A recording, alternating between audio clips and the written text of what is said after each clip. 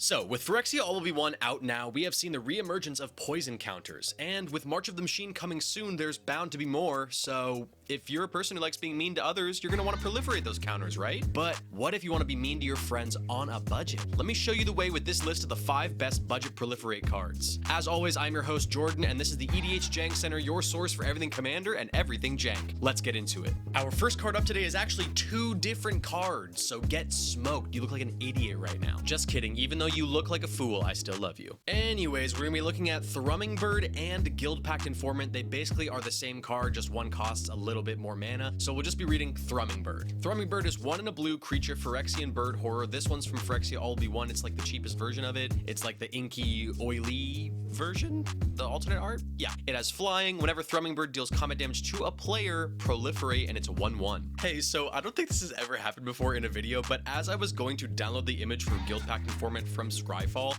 I realized that it's way more expensive than when I first made this list. I suppose because it triggers either on combat damage to a player or planeswalker, it's much more relevant because it's like over $5 now. So yeah, we're not going to talk about 2 cards at once. I'm sorry for insulting you guys. We're only going to be talking about Thrumming Bird. Thrumming Bird is great. For as little as 6 cents, you have a repeatable proliferate effect with evasion stapled on with that flying ability. We can start accruing value pretty much right away and buffing our board up. Or like I said in the beginning, you can use this to reliably and consistently add poison counters if you're into like degenerate stuff. All right, so next one coming up is our budget version of Guild Pact Informant. Wasn't planning on it being this, but here it is. It's Grateful Apparition. 1 in a white creature spirit from War with a Spark. Flying. Whenever Grateful Apparition deals combat damage to a player or planeswalker, proliferate. And it's a 1/1. So this is basically like Thrumming Bird, except like Guild Pact Informant, it triggers even when it hits a planeswalker. Now this is super important now that there are these guys walking around. High key, rest in peace to Nissa, but honestly, this art is so worth it. It's so cool. I want to play out of this. Anyways, pretty simple tech here. This comes with evasion on it already, so we can just cast, and on our next turn, start wreaking havoc, unless you have haste, in which case, the same turn it comes in, you can start wreaking havoc. Really useful if you want to get counters going early in something like Excel. Okay, our third card of the day is from another slice of the color pie. It's Plague Maw Beast, 3 green creature beast from Scars of Mirrodin. You can tap to sacrifice a creature to proliferate, and I haven't described proliferate before. I figured everyone knew it, but just in case you haven't, I will read the description here. You choose any number of permanents and or players with counters on them, then give each another counter of a kind already there, and it's a 4/3. So this is a cheeky little sacrifice outlet that can both net you some super tasty death triggers as well as snag you that sweet proliferate effect. We can also sacrifice some cards that say when they die they proliferate for double the proliferation. And you just add in some tap and untap synergies and you are off to the races, kiddos. Pretty simple tech. I don't have much else to say. Also, just look at this cute little guy. Why wouldn't you want to put him in a deck? He's such a guy. Anyways, next up we got Tainted Observer, 1 green-blue creature Phyrexian bird from Phyrexia All Will Be One. It has flying, toxic 1. Players dealt combat damage by this creature also get a poison counter. Whenever another creature enters the battlefield under your control, you may pay 2. If you do,